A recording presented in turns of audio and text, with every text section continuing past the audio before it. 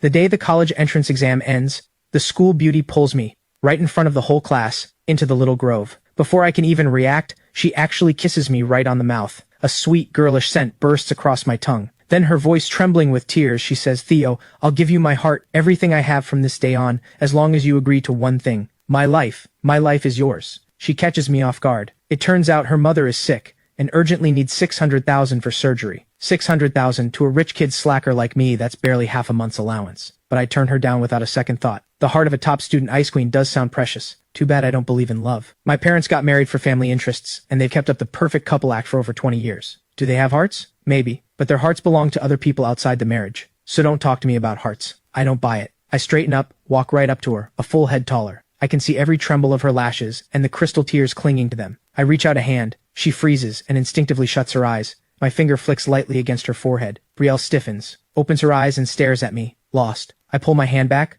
look straight into her eyes, and say one word at a time. "Brielle, get this straight. Right now, do you want me to be a scumbag taking advantage of you, or do you want me to be a decent guy showing some kindness and helping you out?" She is completely stunned, staring blankly. Her brain is clearly crashed, but I'm patient. I just look at her. Finally it clicks. Her tense shoulders collapse in an instant. Brielle, with a sliver of humble hope, whispers thin as a mosquito's hum, "Help me, please." I flatly shake my head. "No, I'm not a charity. I've got plenty of money, but I don't spend it where it's not needed. 600,000 could buy me dozens of Napoleon pastries." The plea in her eyes instantly turns to despair. Watching her look like she's about to shatter, the little cruel streak in me fades.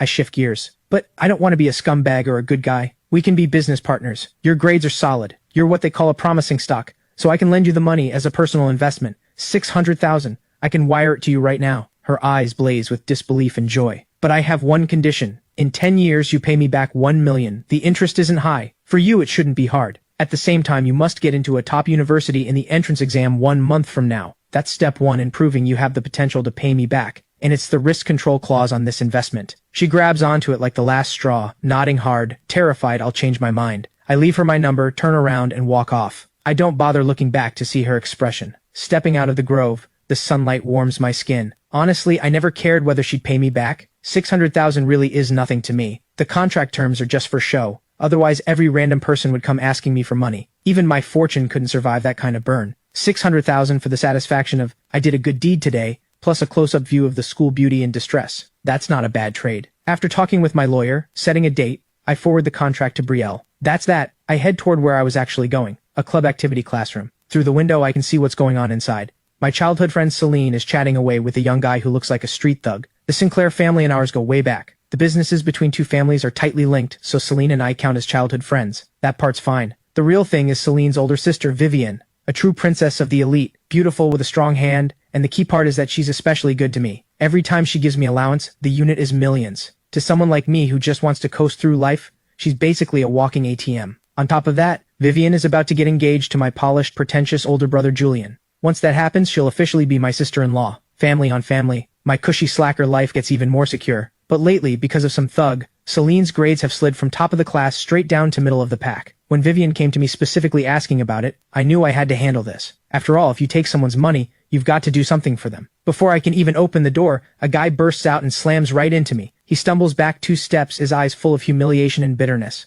I recognize him. A poor student Celine used to sponsor. Top grades and honest. From the look on his face, this is probably the classic "I fell for the girl who saved me, but she fell for a thug" sob story. I shake my head, a little amused. Kid's still too young. For trust fund kids like us, throwing money around is mostly a habit, a way to flaunt status. It doesn't mean we're saints. If you really want to repay someone, claw your way up and pay them back in profit. That's how the world works. Throw feelings into it and you're asking for pain. I ignore him and push open the half-closed door. Celine is chatting with Dorian, laughing so hard she's shaking. When she sees it's me, her smile freezes. Her brows snap together, her voice full of wariness and irritation. "Theo, what are you doing here? Are you here to talk me out of being with Dorian too? I'm telling you, don't waste your breath. You useless Ashford young master, you can't even figure out your own life. What gives you the right to lecture me?" I'm not angry. Actually, I want to laugh. I'm not lecturing you. I'm just curious. How does the perfectly behaved Sinclair good girl suddenly fall for this kind of guy? Celine raises her voice, full of disdain. "What do you know? Dorian isn't like you fake rich kids. He lives authentically, he lives freely." She grabs Dorian's arm, her face full of something almost like worship. "This is what being alive feels like. Your by-the-book lives are boring, a waste of breath." Then she turns her aim at me. "Especially you, Theo. Can't study, can't even party right. Other than being an Ashford, what do you have? You're a total waste." I nod, looking like it all just clicked. "Ah, I see. The wind of youth, right? Celine probably thinks she's won me over. A smug look spreads across her face. Dorian puffs out his chest,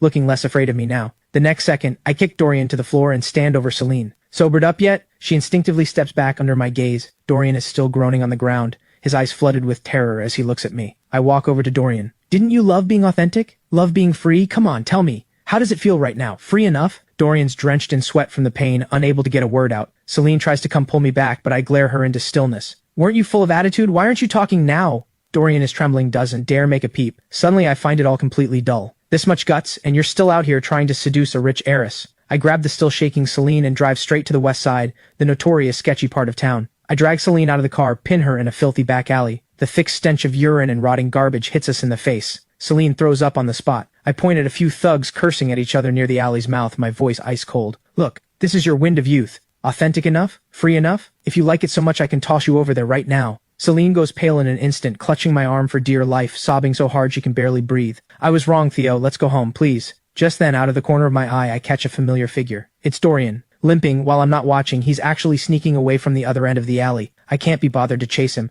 Trash like that isn't worth my time. Celine clearly sees it too. The color drains from her face, and her last shred of fantasy shatters along with that fleeing back. She stops crying, just stands there blank, as if her soul has been pulled out. I shove her back into the car. The whole drive, she doesn't say another word. When we reach the Sinclair house, she opens the door herself and walks inside like a ghost. I don't get out. I just have the driver turn around and head home. That evening, my phone buzzes with a message. It's from Vivian. Theo, thanks. I reply with a "You're welcome" sticker. And that's that. Sure enough, the next 2 days at the Sinclair house are calm. No one comes after me. I know my future sister-in-law Vivian shut it all down. Looks like I played that one right. My cushy slacker life is secure. But the next day, I can't laugh anymore, because Dorian is dead, killed in a car accident. It turns out my future sister-in-law is even more ruthless than I imagined. Suddenly, this family feels terrifying. Everyone wears a polished mask, coldly clearing out every obstacle. My elite older brother Julian is like this. My future sister-in-law Vivienne is like this. I'm the only outlier, someone who just wants to coast through life. A cold shiver runs through me. I sit straight up in bed. I have to move out, right now. Get far away from these cold-blooded people. Being alive is the only way to keep coasting. Without telling anyone, the next morning, I head downstairs with a suitcase I packed long ago. My mother is in the living room, elegantly sipping her morning tea. She sees me and just barely lifts her eyelids. Her tone flat. Going somewhere? Sleeping somewhere else? She doesn't ask again, just lowers her head back to her finance magazine. My so-called father is nowhere to be seen. This house is cold as a freezer. I drag my suitcase and walk out of that lavish villa without looking back. I have a penthouse downtown that I bought a long time ago. Now it'll finally get some use. The place is huge and empty. The fridge, even emptier. I drive to the largest supermarket nearby. I need to fill this new home with food and junk food. Pushing the cart, I weave through the dazzling shelves. Like a shopping machine, I dump things into the cart with no expression. As I round a corner, I suddenly stop, because in the corner of the snack aisle, I see a girl sneakily stuffing a bag of bread up her sleeve. She looks a few years younger than me, small, in a faded school uniform. She looks clean enough, but her hands clearly aren't. I stay quiet, just lean against the shelf, arms crossed, watching her with interest. She's struggling. The sleeve's too small, the bread too big. She tries again and again, beads of sweat breaking out on her forehead. Finally, she seems to sense something. Her motion freezes, and she slowly raises her head. Our eyes meet in midair. I stare at her, saying nothing. In 10 seconds, her face shifts from white to red at a visible speed. Those big eyes fill first with terror, then panic, finally drowning in shame and humiliation so thick they can't dissolve. The hand holding the bread shakes uncontrollably. With a soft thud, the bread falls to the floor. She looks like all her strength has drained out. She wilts entirely, head down, as if she wants to bury her face in the ground. How boring. I walk over, bend down, pick up the bag of bread, and toss it into my cart. Then I sweep all the cookies and candy from the next shelf into the cart too. Quickly, my cart becomes a small mountain. I push the cart up to her. She's still looking down, her whole body tight like she's waiting for a verdict. I nudge her faded canvas shoes with my toe, my tone flat. No money for food? Her body trembles. Then she nods, barely. A second later, like she's remembered something, she shakes her head hard. I get a little impatient. Are you doing mime for me here, nodding and shaking your head? What is it? Speak. My tone gets sharper. She flinches, then suddenly looks up at me. Her eyes red, brimming with tears. She opens her mouth. A few blurred syllables come from her throat. Her hands flail, trying to gesture something. I freeze. In that instant, one thought flashes through my mind. Mute. Watching her panicked, helpless face, my impatience snuffs out instantly. In this moment, I feel like a total jerk, the kind of jerk you'd slap yourself for at midnight, remembering. I don't say anything else. I turn, grab another cart, and load it full of food that stores well. Then I push both carts and signal for her to follow. She still hasn't quite registered what's happening. I can't be bothered to explain. I just grab her wrist and pull her toward the checkout. After paying, I'm carrying all the bags myself. She trails behind me like a little tail, clutching a few of the lightest snack bags. After cramming everything into my sports car, I tell her to get in. She hesitates a moment, then opens the passenger door and slides in. I ask her for her home address. She takes my phone. her tiny fingers tapping the screen for a while and finally pins a location. An old district, a rundown area I wouldn't even drive past. I say nothing. Just start the car. The whole ride is unsettlingly quiet. She keeps her head down, her hands clenched tight on the corners of her clothes. The car weaves through narrow, broken-down alleys and finally stops in front of a tenement building that looks ready to collapse. I cut the engine, and we carry the food out together. The stairwell is dark and damp, filled with the smell of mold and something I can't name. She leads me up 3 flights, opens a peeling wooden door, and a heavy smell of herbal medicine hits me. The room is small enough to take in at a single glance. Today I finally see what bare 4 walls actually looks like. On a battered wooden bed lies a frail, skeletal old woman, her eyes shut tight, her breathing shallow. The girl sets down her things and rushes to the bedside, tucking the blanket around the old woman with practiced ease, her eyes full of worry. I get it now. It's not that she has no money for food, she has no money to treat her family. She probably stole the bread because she was at the edge of hunger and didn't want to touch the money saved for her grandmother's treatment. Another one of these sob story routines. I really can't stand this kind of thing. The girl, after settling her grandma, comes to me, bows deeply, and picks up a battered exercise book from the table, scribbling something on it. A neat line of handwriting appears. Thank you. How much for these things? I promise I'll pay you back someday. I look at the words, almost amused. Pay me back? With what? Steal another time? I don't say anything. I just pull out my phone and call my personal assistant, speaking briefly into the receiver. Walter, get me a private, very important person room at the downtown hospital. Have an ambulance at the West Side tenement in 15 minutes. I'll send the address. Bill it to my account. The whole thing takes less. The girl is completely dumbstruck. She stares at me with her mouth open, forgetting even to write. I get it. What would take her a lifetime to dream of is something I solve with a single phone call. I nudge the bag at her feet with my foot. What are you standing there for? Pack up. We're going to the hospital. She snaps out of it and immediately starts scrambling. There isn't really much to pack. Just a few faded old clothes, a chipped enamel cup. The ambulance comes fast. Professional medics carefully lift the old woman onto a stretcher. The whole time, the girl grips the corner of my jacket, as if afraid I might suddenly disappear. I feel a bit awkward, but I don't shake her off. At the hospital, everything is arranged perfectly. Private, very important person room, round-the-clock nursing. A top specialist team starts consulting immediately. I stand outside the bright, clean room, watching the busy doctors and nurses, and the girl at the bedside, both frightened and grateful. The shadow I've been carrying since Dorian's death seems to lift a little. Money really can buy a good mood. Just then, my jacket corner is gently tugged again. She holds out that battered notebook in front of me. It says, "How should I repay your kindness?" I lean against the doorframe, looking at her. I didn't say you had to repay me. She panics, her handwriting going messy. No, I can't take your money for nothing. You're a good person. When I see the words good person, the smile at the corner of my mouth grows. These days, even someone like me counts as a good person. Money really is a wonderful thing. I cut off her gestures. First, I'm not a good person. Second, I told you I hate trouble more than anything, and you arguing with me here is making trouble for me. Got it? She looks dazed by my twisted logic, staring at me, not knowing how to respond. Looking at her like that, I sigh, walk over to her, and without any more nonsense, take the notebook and pen from her hand. I write quickly. Think of it as me buying insurance in advance. Study hard, get into a good college. If I'm ever down and out, begging on the street, just remember to give me a bowl of food. That'll do.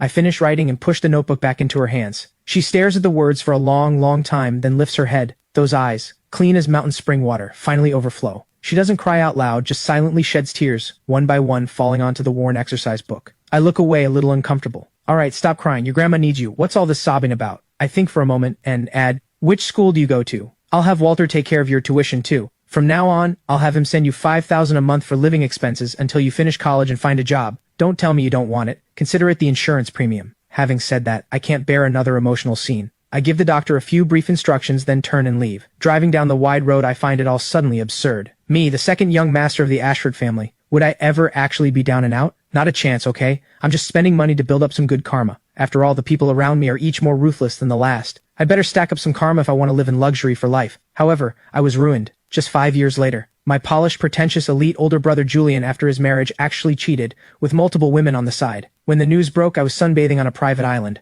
I almost laughed when I got the call. It was within my expectations. At the core, my brother is an indecisive coward who just loves to put on a devoted lover act. I didn't even bother flying back to watch this circus. Anyway, all elite marriages are pretty much the same, until my bank cards started getting frozen, one after another, and every property, every stock and fund under my name changed owners overnight. Only then did I belatedly realize something was very wrong. By the time I rushed back from the island, the dust had settled. The Ashford Group had been renamed under the Sinclair name. My father was indicted on multiple economic charges with airtight evidence. For the rest of his life, he'd basically be sleeping on a prison cot. My brother Julian was kicked out with nothing. And me, a useless slacker who just wanted to coast. Even I wasn't spared. The private savings I'd carefully stashed away for over 20 years, every cent gone. I stand at the door of my own penthouse, staring at the two expressionless bodyguards in black suits blocking my way, my head buzzing. Hold on, Vivian. If you want revenge, fine. Take out my brainless brother, I've got no problem with that. But sending my dad to prison, gutting the Ashford group, what's that about? Thinking about it, I get angry all over again. Am I actually living in some female lead revenge story, ending up as the side character swept away as collateral damage? Just then, the door opens. Vivian is sitting on my favorite sofa, elegantly swirling a wine glass. 5 years on, she's even more beautiful and colder. That dominating aura of someone in control of everything makes it hard to breathe. She sees me, sets down her glass, and gives me a gentle smile. Theo, you're back. I say nothing, just stare at her. She stands and walks toward me, step by step. She reaches out to touch my face. Don't look at me like that. I didn't want this either. I tilt my head away. She pulls her hand back and speaks slowly. Your brother was too stupid. I gave him a chance. He just didn't value it. Vivian shakes her head, her expression turning a little playful. So that's your reason for wiping out my whole family? She pauses, her voice taking on a hint of seduction. But things are different now. He wronged me first. My revenge is more than justified. Now I don't need a husband. With that, she takes a step closer, radiating a strong predatory edge. Theo, are you interested in staying and keeping me company? I can take care of you just like before. I almost laugh until tears come out. I wipe the corner of my eye and look at Vivian's flawless face. Hearing that, I almost wonder if you're the one who sent Dorian off personally. Her smile finally freezes for a beat. Just an instant, but I catch it. The last shred of hope in me vanishes. Just as I thought, this woman has been a lunatic from start to finish, doing whatever it takes to get her way. I drop my smile, look at her with no expression, and slowly raise my middle finger. The last trace of a smile leaves her face, replaced by ice-cold indifference. You really don't know what's good for you. She waves a hand, not looking at me again. The 2 bodyguards immediately step up, one on each side, hauling me up like a chicken. I'm shoved roughly out of my own home. Standing in the empty hallway, I can't help but scoff. If I actually believed her nonsense and stayed, once she got tired of me, I probably wouldn't even know how I died. I know full well I can't outplay her. Even my dad, that old fox, got played by her. Someone like me, who only knows how to eat, drink, and have fun, what right do I have to fight her? Stay far away from this madwoman. Being alive matters more than anything. I pull out my phone, swipe open my contacts, and find the friends who used to call me bro every other word. I dial the first one. Hey Zane, it's Theo. 3 seconds of silence on the other end. Then carefully, who? Sorry, wrong number. The call cuts off. I freeze for a moment, then smile bitterly to myself. I dial the second. Same result. Third, fourth. Either wrong number or no one picks up at all. I lean against the cold wall, deleting those so-called friends one by one. By the end, only a few lonely family numbers are left on the screen. I sell everything valuable I have, and together it comes out to less than 100,000. In the old days, that wouldn't have covered one night's bar tab. Now it's my entire net worth. I wander the streets aimlessly, and somehow find myself back at the foot of my own building. I can't help but laugh bitterly. If all else fails, I'll just go find a job on an assembly line. Low bar to entry, food and housing included. Anyway, I've had my fill of 2 decades of the rich life anyway. Head down, walking and scheming, I suddenly crash right into a soft embrace. A faint, clean scent reaches me. I instinctively start to apologize, but when I look up, I'm suddenly caught in a pair of clear eyes. It's a pretty young woman, somewhat familiar, though I can't place where I've seen her, but she clearly knows me. I can clearly see her eyes, the moment she recognizes me,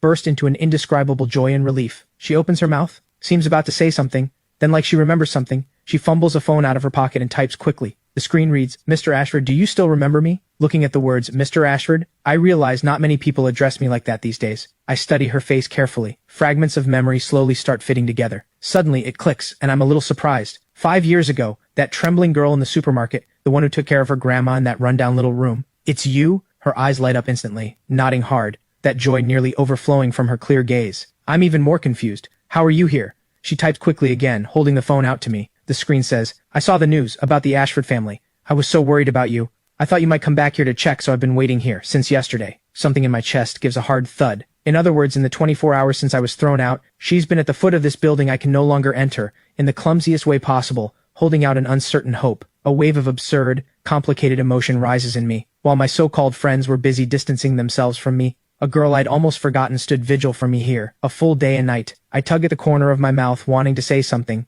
She seems to read my awkwardness. The screen shows, do you have nowhere to go? I stay silent, which is basically a yes. She puts away her phone, then does something I never expected. She reaches out and gently tugs the sleeve of my hoodie. Her grip is light. I could easily pull away, but that thin, pleading pull at my sleeve is like an invisible chain. I can't move. She turns and pulls me toward the street corner. Strangely, I don't resist, just follow her. We arrive in front of a small bakery glowing with warm light. The sign reads, Glimmer Bakery. The door is closed, but the lights in the window are still on. She unlocks the door, then turns back, signaling me with her eyes to step inside. The shop is small, but spotless. The air is filled with the scent of butter and wheat. She takes a carefully laminated folder from beneath the counter and pulls out a yellowed sheet of paper, pushing it toward me. It's that insurance clause I scribbled 5 years ago. If I'm ever down and out, begging on the street, just remember to give me a bowl of food. She points at the words, then at me, then at herself in the shop. Her eyes are serious, like she's fulfilling a sacred contract. Finally, she turns and takes a still warm croissant from the oven and holds it out to me. No pity, no sympathy. Only a matter of fact, now it's my turn. I take the bread and bite into it. The taste can't compare to the fine cuisine I used to eat, but it brings a kind of peace. You guys hiring? She freezes for a moment, then a brilliant smile blooms across her face. She nods hard. That day, the muddled first half of my life ended. The second half is tied tightly to this little shop called Glimmer, and my boss is someone I once thought I'd never cross paths with again. A quiet, mute girl. Her name is Elise. With the money I gave her and her own savings. After graduating from college, she opened this bakery on the street. The shop is small, but business is good. The neighbors seem to look out for her especially, always going out of their way to buy a few loaves and chat for a while. It's not easy for a young girl on her own. Now she's got a helper, which is a relief to see. I wear an apron with a little bear printed on it, clumsily packaging fresh toast. Listening to all this, I feel no waves inside. Relief? I'm a useless guy who can't tell wheat from rice. Where exactly do they get that I look reassuring? Still, my arrival has lightened her load. At least heavy work like mixing flour and lifting sugar bags doesn't fall to a small girl gritting her teeth and pushing through. When the shop closes at night, we head back upstairs to that tiny home. If bare four walls described her old place, this one could maybe count as bare one wall. One dining table, 2 chairs, a sofa, and a little room partitioned off from the balcony. That's my bedroom. It's smaller than the bathroom in my old villa, but I sleep better than any night of the past 20+ years. No scheming, no hypocrisy. The air carries only the faint scent of wheat drifting up from downstairs. I start learning to be a normal person, learn how to sweep without kicking dust everywhere, and how to use a pressure cooker without blowing up the kitchen. Most of the time, the results are disastrous. I mistake salt for sugar, and make a pot of brutally salty red bean soup. She takes one taste, her little face scrunching up, but doesn't spit it out. She just silently drinks a big glass of water, then picks up the pen and writes in the notebook. The flavor is very unique. Maybe a little less sugar next time. Looking at her earnest expression, I'm both annoyed and amused. I snatch the bowl away and dump it in the trash. From that day on, I start learning sign language. I buy a stack of textbooks, and every night after she falls asleep in my tiny partitioned room, I practice over and over against the phone screen. From the simplest hello and thank you, to, you worked hard today, good night. When I first use awkward gestures to say good morning to her, she freezes. Then those usually calm eyes of hers look like a star has just dropped into them, startlingly bright. She lifts her hand too, and responds with utter seriousness. In that moment, I feel like nothing I've done in the past 20+ years has ever felt as worth doing as this. Days pass like this, one after another, gradually getting better. From a fool who couldn't even use an oven, I become a baking apprentice who can skillfully whip cream and pipe decorations. The shop's business keeps growing. We even take over the place next door, expanding the storefront. There's a decent amount in my account again, not huge, but enough for me to move out and rent a place. Several times I wanted to bring it up with Elise, but the words die at the tip of my tongue. Where would I move to? What would I eat? It's no fun being alone, and it's not easy for her, a young girl by herself. I can lend a hand, can't I? I make several excuses for myself and then guilt-free keep mooching off this place. Elise never brings it up either. She seems to have accepted my presence by default. I don't believe in love. My father, my brother, they're the perfect cautionary tales. But the calm of being with Elise, I'm addicted to it. I shake my head, trying to chase these messy thoughts out of my mind. It's almost noon. Time to make her lunch. I'm taking off my apron, about to go upstairs, when a familiar figure pushes the door open and walks in. She's in a sharply tailored suit, makeup polished, hair coiled up impeccably, radiating the elite aura of a successful woman. It's Brielle. 5 years on, the meekness and unease that came from her old poverty have been scrubbed completely away. She's no longer the high school beauty in a faded uniform who once begged me. The version of her now is refined, polished. Behind her stands a young man, early 20s, in a suit and tie, looking like a fresh college grad. The way he looks at me is full of undisguised hostility, probably her male assistant. Brielle's gaze lingers a moment on my little bare apron, her brow furrowing imperceptibly, then quickly smoothing back into that polished smile. Theo, long time no see. I nod, counting it as a greeting. My hands don't stop untying the apron. She seems to want to ask something, then thinks better of it. Finally, she takes a check from her bag and pushes it toward me. This is 1 million. I know we still have a few years before the 10-year deadline, but I can afford it now, so I wanted to repay you early. I glance at the number on the check, pick it up, and slip it into my pocket. Thanks. This is what I deserve, even though I never actually expected to get it back. Her male assistant, watching me pocket the money so easily, has even more contempt in his eyes. Brielle quickly composes her expression, her gaze sweeping across our tiny bakery and finally landing on my face. That look, I know it all too well. High and mighty pity. Theo, I heard about what happened with your family. If you don't have a suitable place to go right now, you can come work at my company. The company my husband and I started is still in its early stages, and we really need people. Watching her deliberately performative compassion, I feel my stomach turn. Back then, that deal was my investment. Now she's paying her debt. Neither of us owes the other. And now she puts on this act. She wants to turn her former creditor into someone she's giving charity to. I look at the male assistant beside her, whose expression keeps darkening, and suddenly I understand. She's enjoying the high of saving someone. Just like back then when I enjoyed her humiliation, now she's enjoying my downfall, except she's far more hypocritical than I am, wrapping herself in a warm, tender exterior. I refuse coldly. No need. I'm doing fine here. Riel's smile freezes for a moment. Theo, don't be stubborn. I know what kind of life you used to live. I cut her off, my tone already impatient. I said no need. She finally stops pushing. A trace of displeasure crosses that pretty face. Fine, if that's your decision, I won't push. The moment she turns to leave, the male assistant behind her steps up and gently extends a hand to support her arm. Riel naturally turns her head and gives him a smile only the two of them would understand. Right now, I casually pick up my phone and quietly snap a photo of them. The angle is perfect. In the picture, the assistant's hand is practically against her waist, and the smile on her face, no one looking at it would think it's just an expression aimed at a regular subordinate. I wave my phone at them. Take care, won't see you out. After that, I spend 2.5 minutes looking up her husband's public email online and anonymously send the photo over. Once that's done, I delete the photo and the send record. I feel a lot better. After a quiet lunch with Elise, my mind slowly settles down. I lean by the counter, thinking about what to do with this 1 million. The number is so clear it's almost dazzling. How long has it been since I saw this kind of money? At least our life finally doesn't have to be so tight anymore. Moreover, I can buy the new equipment Elise has been wanting all along now. The more I think about it, the happier I get. I've never felt 1 million was this useful. Just then, the doorbell jingles, and a clear, deliberately delicate voice cuts through my thoughts. Theo. I turn, and there's Celine. Huh, quite a few familiar faces dropping in today. If I remember right, Marcus, her unfortunate husband has been dead for less than 2 years. Something I can do for you? I lean against the counter with no particular expression. She bites her lip, eyes shimmering. That want to say but can't look that makes me ask again. Celine's voice carries a hint of grievance.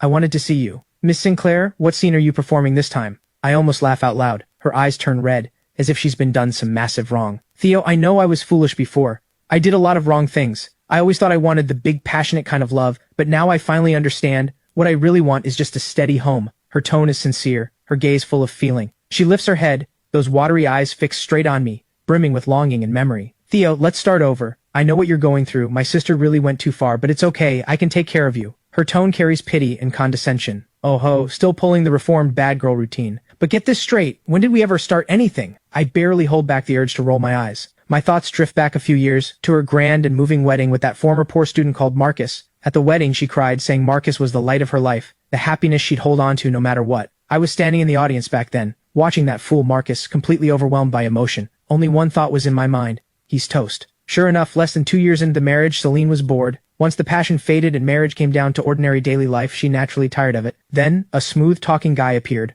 right on cue. Lucky for that poor Marcus wasn't a total pushover. He had evidence on Celine, and wanted to fight for himself. Then he ended up dead. There's no way the world deals out coincidences like that. This was almost certainly the work of my former sister-in-law-to-be, Vivienne. Pulling my thoughts back, I look at Celine, still acting out her devoted scene. The corners of my mouth curve higher and higher. Celine, do you think every man is a fool? Her expression stiffens. Your husband's funeral was very grand, I drawl. I saw the news. You cried like your heart was tearing apart. Truly heartbreaking to hear. Tears for anyone watching. Too bad. If only that night, at the hotel entrance, I hadn't seen someone who looked just like you, arm in arm with a handsome guy, stepping into an elevator. Celine's face drains of color in an instant. Oh, right, that handsome guy didn't get to enjoy it long either. Jumped off a building, didn't he? Celine, aren't you tired? I step forward and look straight into her trembling eyes. Wearing a mask, putting on shows every single day, doesn't it disgust you? Pushed back step by step under my pressure, she finally hits the doorframe, her whole body trembling like a leaf in autumn wind. You're talking nonsense. She fires back fiercely on the outside, but inside she's hollow. Her voice is thin as wind through a crack. I can't be bothered to keep talking.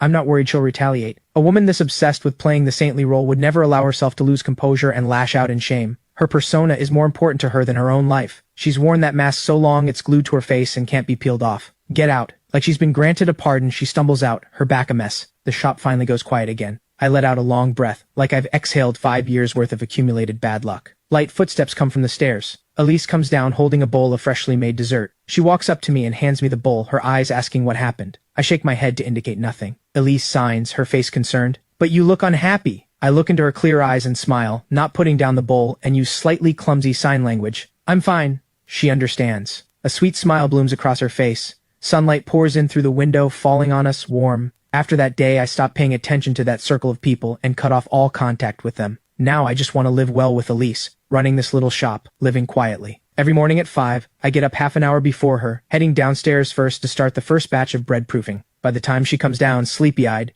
the kitchen is already filled with the smell of wheat, and the hot water is ready. She always signs good morning to me first, then ties on her apron with practiced ease, and starts preparing today's desserts. We rarely speak, but our rhythm keeps getting better. Sometimes when things get busy, she gets so flustered she breaks into a sweat. I'll hand her a glass of ice water. When she takes the glass, her fingers sometimes brush the back of my hand, cool and soft. I start noticing all her little habits. She no longer cautiously tries to guess what I'm thinking. Life is full. During the day we run the shop together. At night she teaches me more complex desserts. Sometimes we spend an entire evening without making a single pastry, just talking, completely. This kind of understanding makes me feel safe. I start seriously considering one thing. I want to marry her. I don't believe in love, but I'm starting to believe that some people are simply meant to be together. I just simply want to keep going like this with her, forever. 3 months later, I confessed to her. To be exact, I proposed. That day was her birthday. I secretly prepared a surprise in the shop. When she came down that evening, the entire shop was lit by candles. She stood at the foot of the stairs, stunned, covering her mouth. I walked over to her, knelt on one knee, and took out a diamond ring. Elise, I don't know how to say the pretty words. I don't believe in oaths sworn to the sea and mountains,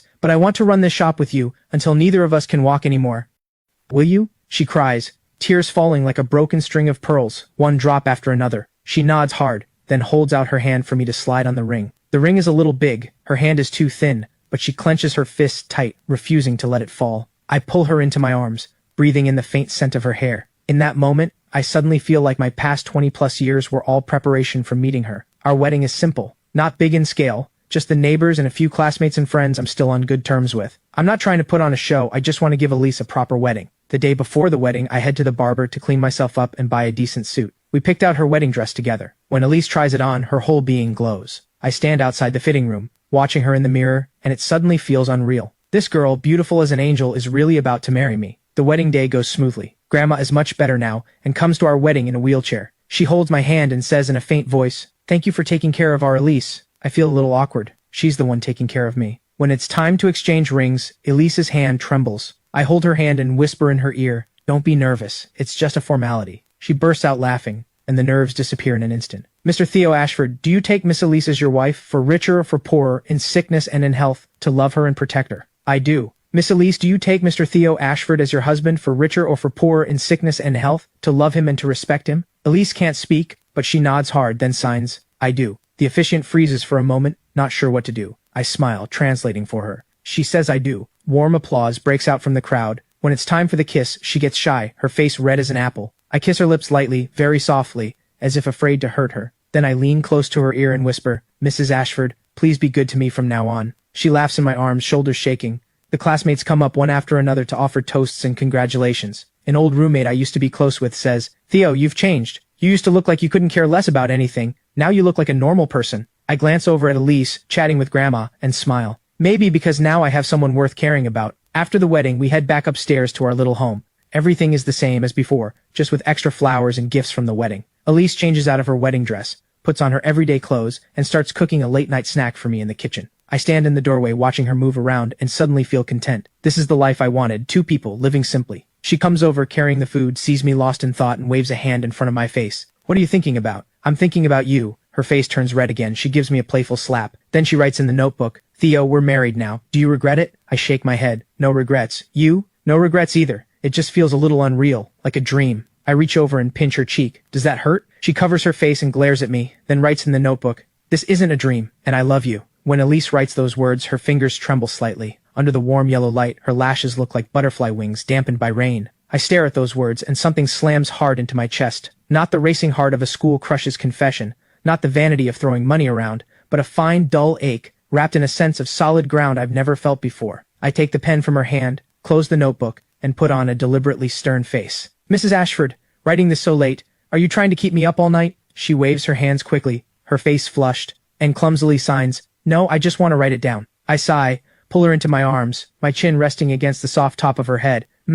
I know. The person in my arms quiets, her breath brushing softly against the side of my neck. In that moment, I suddenly feel the Ashford fortune, Vivian, Brielle, all of it. What I have right now is more precious than everything from the past 20+ years combined. But this thing called fate loves to trip you up just when you feel happiest. Life after the wedding is like bread rising in the oven, warm and full. We're up at 4 in the morning kneading dough. The first batch of croissants comes out at 6, filling the whole place with the smell of butter. Elise teaches me to pipe icing. My hands are clumsy, always smearing the cream into a mess. She never gets upset. She holds my hand and corrects me bit by bit. In the afternoon, when there are few customers, she naps on the counter, sunlight filtering through the display window, scattering little patches of light across her face. I often lose myself watching her sleep. How can this girl be so clean? Like she's never been touched by this muddy world. But mud always splashes up eventually. One rainy night just before closing, a group of drunk men slammed the glass door open. The one in front is the local thug, called Bruno. He's tried to collect protection money before, and got chased out with a broom by me. Now reeking of alcohol, he kicks over the potted plant at the door, his voice arrogant. "Mute, girl, get out here!" Elise is going over the day's accounts. The moment she hears it, she instinctively looks at me. I push her behind me, grab a rolling pin.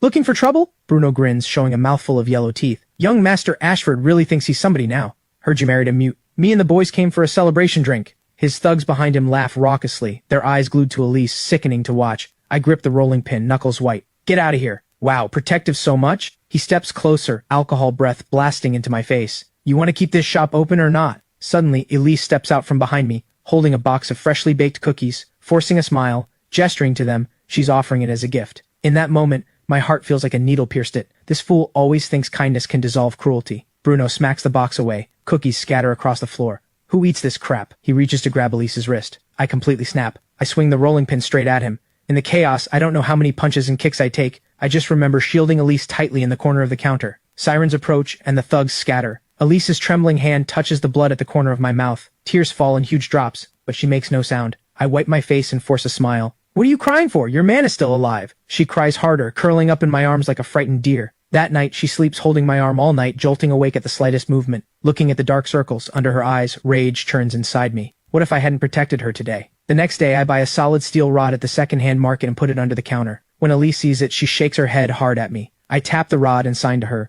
"Self-defense. Better if we never need it." She lowers her eyes and writes in the notebook, "I'm afraid you'll get hurt." "I'm even more afraid you'll get hurt." I ruffle her hair. "Elise, you're all I have now." She looks up at me, eyes wet, and finally nods softly. The quiet days don't last long. Celine shows up again, just won't go away. This time she doesn't come into the shop. She parks a flashy red sports car at the curb, sunglasses covering half her face, and curls a finger at me. I'm hauling flour, can't be bothered to deal with her. She gets out of the car anyway, leans against the door and smiles. "Theo, does your wife know how you helped Brielle?" Her tone is taunting. My hand slips, the flour bag drops hard to the ground, sending up a cloud of white. Elise hears the noise and runs out, looking confused at us. Celine takes off her sunglasses, her gaze sweeping over Elise with undisguised pity. Poor girl, stuck with a loser who can't even afford a decent wedding. I clench my fists, veins throbbing. "Celine, shut up. What, are you scared? You weren't like this back then.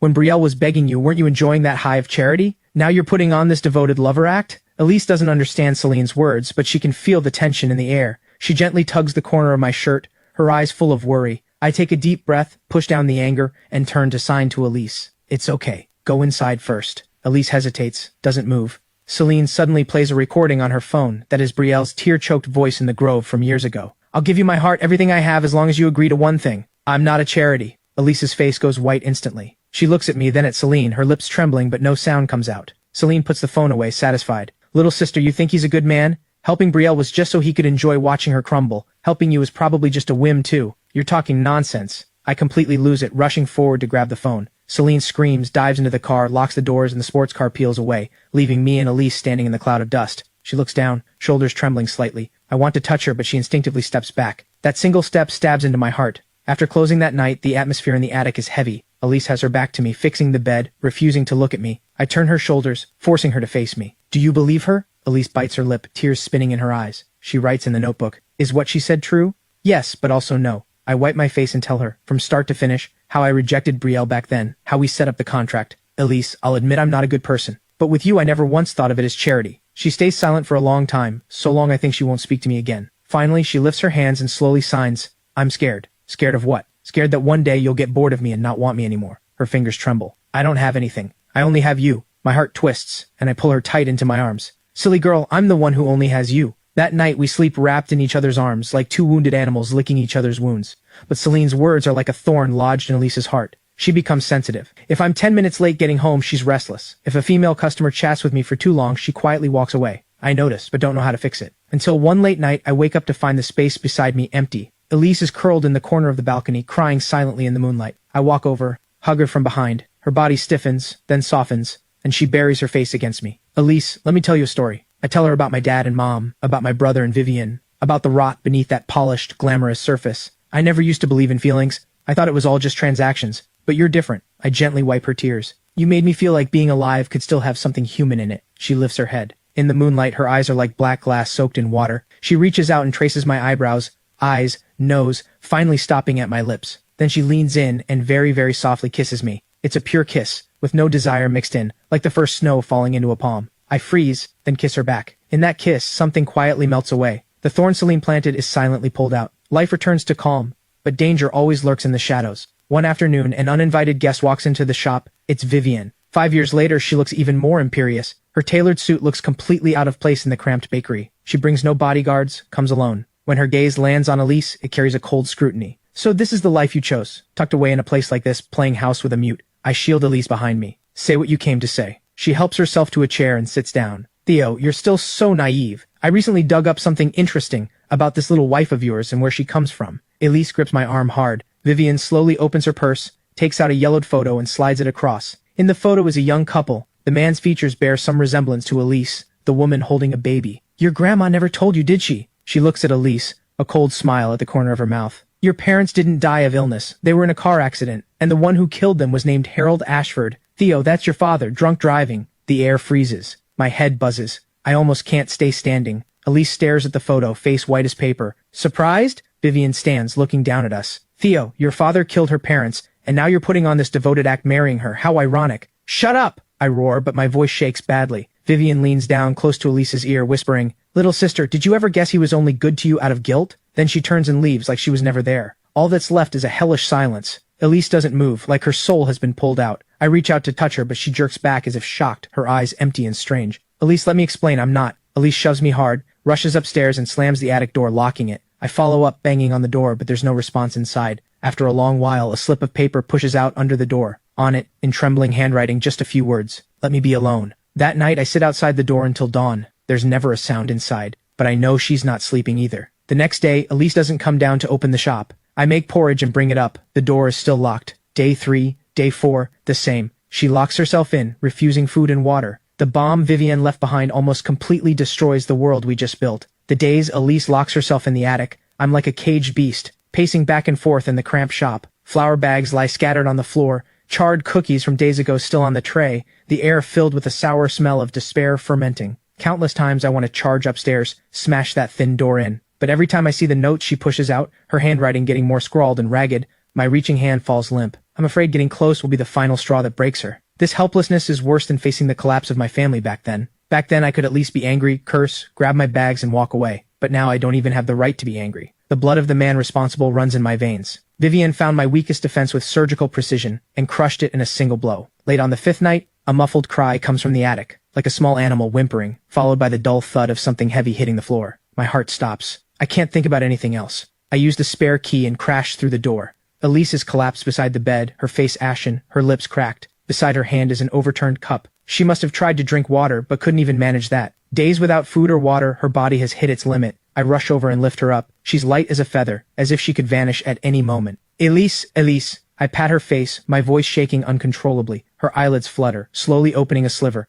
Her empty gaze lands on my face, unfocused. In that moment, I'm truly terrified she'll slip away just like this, that I won't even get the chance to make amends. I rush downstairs like a madman, heat up porridge, mix warm water, gently pry her lips open, and carefully spoon it in. She swallows mechanically, her gaze still scattered. After half a bowl, I bring warm water and gently wipe her gaunt face and her cold hands and feet with a towel. Through it all, she's like a doll, letting me do as I please. Only the occasional tear sliding from the corner of her eye proves she's still alive. I tuck her back into bed and lie down beside her fully clothed, holding her tight through the blanket. I don't dare sleep, terrified that if I close my eyes, she'll be gone. Elise, I whisper in her ear, my voice raw and rough. I know you can hear me. You can hate me, blame me, whatever you want. But you can't die. If you die, what do? I've lived more than 20 years and done plenty of rotten things, but I never tried to hurt anyone. My father's sins, I'll own them. If you think killing me would ease the pain, you can kill me right now. I grab her hand and press it against my own chest. But you can't punish me this way. Punish yourself. Your grandma fought to raise you, not for you to end like this. Remember the croissant you gave me that was the most bitter and the sweetest thing I've ever eaten. Bitter because of how lost I was, sweet because of you. This shop is called Glimmer. You're the one who lit it. If you're gone, this light goes out. My world really does go completely dark. I don't know how long I keep talking, until my throat is dry and aching. The body in my arms is still cold, but the breathing seems a little steadier. The next morning at dawn, I'm about to get up to make her something to eat, when a cold hand gently catches my sleeve. I whip my head around and meet her eyes. Still red and swollen, but in those eyes there's a faint glimmer of light. She looks at me, her lips move, with no sound but the shape forms the word water. I half stumble, half scramble to pour water, hand shaking so badly I spill half. After helping her drink a few sips, she leans against me, closes her eyes, and tears slide from the corners again. But this time it's no longer the deathly silence of despair, it's a worn, fragile softness. She's letting me close. That realization almost makes me weep with joy. The days that follow are slow, painful repair work. Elise's body gradually recovers, but the wound inside is nowhere near healed. She becomes unusually quiet, even more silent than before. She still helps me run the shop, but her movements are slow. She often stares blankly at the mixing bowls. At night she still wakes from nightmares, drenched in cold sweat. Holding her, I can feel her heart pounding wildly. She stops using the notebook to talk with me. When she occasionally needs to express something, it's only simple gestures. I know the thorn is still lodged in the deepest part of her. Vivian's words, like venom, are eating away at every bit of trust she has in what's between us. She starts instinctively avoiding my touch. When I put food on her plate, she pauses before accepting it. When I want to hold her in bed at night, she stiffly turns away. This deliberate distance is more suffocating than any fight. I understand she's struggling, re-examining everything between us. My help, my proposal, my love, was all of it just a late-arriving guilt of a son paying his father's debts? The turning point comes one afternoon. An elderly neighbor who often comes for whole wheat bread shakily hands us a thick envelope, saying her son sent specialty cookies from overseas, and she insists on thanking us for looking after her. Elise can't refuse and accepts it. Dear, you and your man are good people. These days, honest folks running an honest business are rare. The two of you have to take good care of each other. The elderly neighbor holds Elise's hand, talking on and on. After she leaves, Elise stands behind the counter, holding that box of cookies for a long time. Sunlight streams through the window onto her lowered lashes. I watch from a distance, not daring to disturb her. Suddenly, she turns, walks to me, hands me the cookie box, then points at the box of old things in the corner. Inside are a few photos from our wedding, and the battered notebook where she's kept the insurance clause I wrote her years ago. I freeze for a moment, then understand what she means. I walk over, dig the notebook out from the bottom of the box, brush off the dust, and hand it to her. She takes it, flips to the blank last page, picks up a pen, and starts writing. Her hand still shakes a little, but the writing is slow and firm. I dreamed about my mom and dad. They were in a bright place, smiling at me. They didn't seem to blame you. Here, she pauses a long time. The ink blooms into a small dot on the paper. Then she keeps writing. I was thinking, if you were only good to me out of guilt, then when I was stealing bread, why was there only impatience in your eyes? No pity. You just made one phone call, like handling a minor inconvenience. Why did you freeze for a long time, and then your ears turned red when I said yes to marrying you? She lifts her head, looking at me through tears, her eyes filled with enormous confusion and a sliver of hope. She isn't questioning me, she's asking me for an answer that could help her walk out of this nightmare. I look at her, my heart squeezed as if by a gentle hand. I take the pen and write below her words, stroke by stroke. Elise, I'm not a good person. When I helped you, I wasn't thinking that much. Maybe I was just in a good mood that day. Maybe the first just didn't want trouble. When I married you, I didn't quite know if it was love either. I just felt being with you was steady, not exhausting. But now I know clearly, I can't stand seeing you cry, can't stand seeing anyone hurt you. When you're in pain, I wish I could take it for you. None of this has to do with who my father is, it has to do with you being Elise. If we have to talk about guilt, the only thing I feel guilty about is not meeting you sooner, letting you suffer so much, and not protecting you well enough, letting you suffer again because of me. I hand the pen back to her. She looks at my words, tears falling harder, but the corners of her mouth lift slightly. It's a smile uglier than a cry, but it's the most beautiful expression I've ever seen. She picks up the pen and adds 3 firm words after mine. I trust you. Then she puts down the pen and reaches out on her own, gently taking hold of my fingers. Her fingers are still cold, but that firm grip instantly clears away every shadow in my heart. That night, she finally doesn't sleep with her back to me. She curls into my arms like a baby bird that's finally found its nest, breathing evenly and long. Listening to her breathing, I think it's the most beautiful music in the world. We know the scar is still there, maybe we'll always be there, but at least we're learning to live with it. And because we carry this weight together, the bond between us has only become stronger. The decision to leave the city is made a few days later. It isn't entirely because of Vivian's threats. It's more about wanting a change of scenery, a place without the shadow of the past, where we can truly start over. Elise agrees without any hesitation. To her, wherever I am is home. We sell Glimmer Bakery, pack our bags, and prepare to head south. When the neighbors hear we're leaving, they come to see us off, pressing bags of local specialties into our hands. Elise, if anyone ever gives you trouble, you come back. I'll stand up for you. The old neighbor lady holds Elise's hand, wiping her tears. Elise nods, eyes rimmed red, and presses a bag of freshly baked cookies into her hands. The night before we leave, we're packing the last things in the attic. Elise digs out a tin box from the bottom of the closet. Inside are Grandma's belongings, a few old photos, and the insurance clause I wrote her years ago. The paper has yellowed, but the writing is still clear. If I'm ever down and out, begging on the street, just remember to give me a bowl of food. She looks at the paper, suddenly smiles, and starts crying as she smiles. She picks up the pen and writes a few words on the back solemnly and hands it to me. In this life, my bowl will always be half yours. My eyes burn. I pull her into my arms. Okay, it's a promise. When the train starts moving, the city that carried so much of our pain and warmth fades farther and farther outside the window. Elise falls asleep on my shoulder, her hand still gripping the corner of my shirt. Sunlight pours through the window onto her face, calm and peaceful. I lower my head and kiss the top of her hair and close my eyes. What the future holds, I don't know, but as long as she's with me, anywhere is home. We eventually settle in a small coastal town, using the money from selling the shop to open an even smaller one, named A Bowl Shared.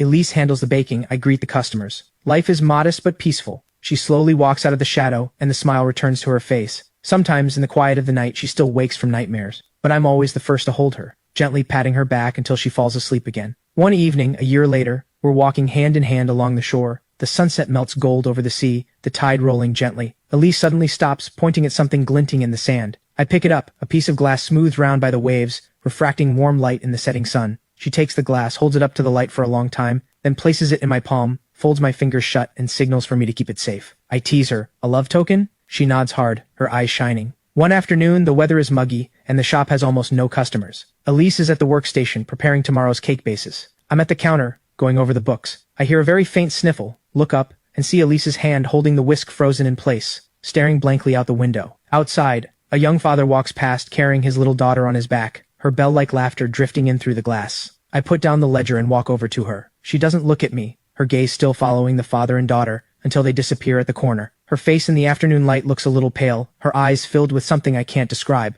a complex mix of longing and sadness. I gently touch her arm. She snaps out of it, forces a smile for me, shakes her head, signaling she's fine, then lowers her head and stirs the batter in the bowl harder, as if trying to chase something away. I know. She's missing her own parents. That childhood, the one that should have been full of laughter with her mom and dad, is a hole she can never fill. Vivian's words are like a poisoned thorn. Even on the sunniest days, they still find moments to sting her. That night after closing, we sit on the step at the back door, feeling the sea breeze. The waves gently lap against the shore. Distant fishing lights flicker in the distance. Elise leans against my shoulder, very quiet. I hold her hand. Her palm is a little cold. Elise, I break the silence. Should we go visit them? Her body stiffens slightly, and she looks up at me, confused. I mean, visit your mom and dad. I weigh my words. I know where the cemetery is. It was in the files Vivian left. We go and talk to them, tell them you're doing well now, and also say sorry on behalf of my father. The last few words come out with great difficulty, but I know I have to say them. Elise freezes for a long time. Tears quickly gather in her eyes, but she forces them back. She looks at me, her eyes full of struggle and fear,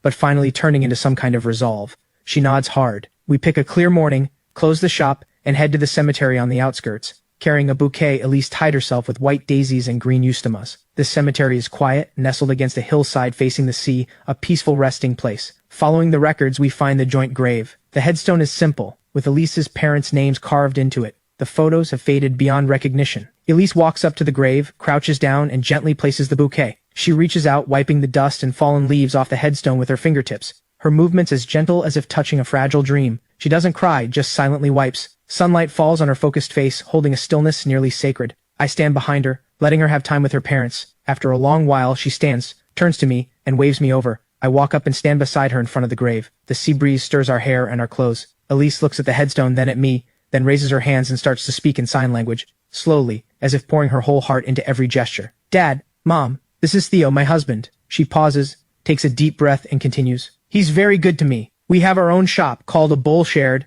Life is peaceful. I'm content. We know about what happened in the past. Her hands grow heavier, but remain firm. It was a terrible accident, but I know it wasn't Theo's fault. He's not the same as his father. She turns her head, looks at me, tears finally sliding silently down her face, but a smile at the corner of her mouth. She continues to the headstone. So please don't blame him and don't worry about me. I'm happy now, truly. Watching her introduce me to her parents in sign language, defending me, telling them about her happiness, my throat feels like something is choking it shut. My eyes burn. I reach out and tightly hold her free hand. I face the headstone and bow deeply. Straightening up, looking at the faded photos on the stone, I say solemnly, Dad, Mom, I'm Theo. I'm sorry, and thank you. Thank you for bringing Elise into this world. Please rest assured, as long as I'm alive, I will never let Elise suffer again. I will use everything I have to protect her. I speak slowly, every word from the bottom of my heart. I know a promise in words is light, but it's the only thing I can do. After paying our respects, we walk hand in hand toward the cemetery hillside. On the way back, Elise seems unusually light, like she's set down a heavy burden she's been carrying for years. She even excitedly points at wildflowers along the road and signs to me,